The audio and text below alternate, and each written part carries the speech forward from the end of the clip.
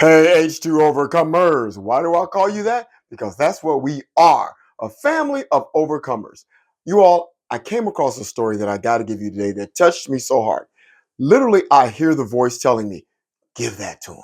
Somebody needs to hear that. So I have to come and share these stories that inspire me because that's what we're about here at H2O, inspiration. So please click the thumbs up, but we'd love to hear your comments. So the story was this. A guy writes the story and says his wife comes and tells him, I want you to take another woman out to dinner. He says, you want me to do what? I know this woman loves you and would love to spend time with you. So I want you to take out a dinner. And the guy's confused about it. And the wife says, honey, it's your mother.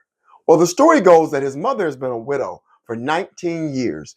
And really, with his schedule being so busy with the kids and work, he hasn't had a chance to spend as much time with mom as he'd like to. So his wife is giving him the hint, spend some time with your mom. So he calls mom up and mom answers the phone, kind of scared at first, like, what is it? Is something wrong? As mothers would do, or anyone that cares would do if you call them late at night. He says, no, mom, everything's fine, but would you go out on a date with me?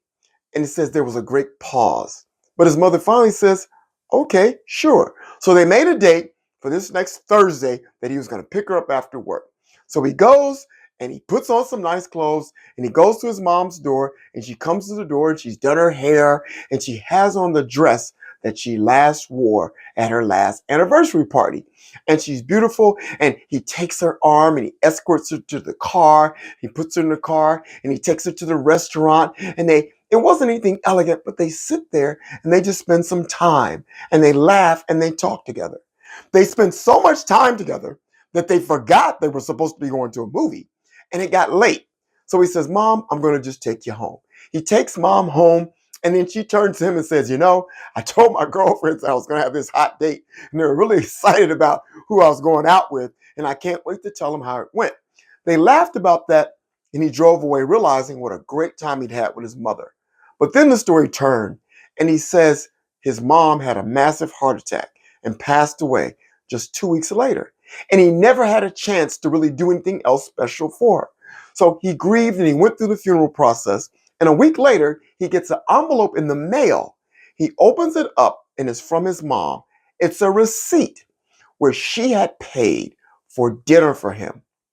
She said, I didn't know if I was going to be here to go to this dinner with you. And if I'm not, take your wife, the other woman that loves you. And it touched him so hard. And this story, you all, got me so deeply because the point is this. And what he was saying is, don't wait. Tell people you love them. Take time to go spend with someone because you never know.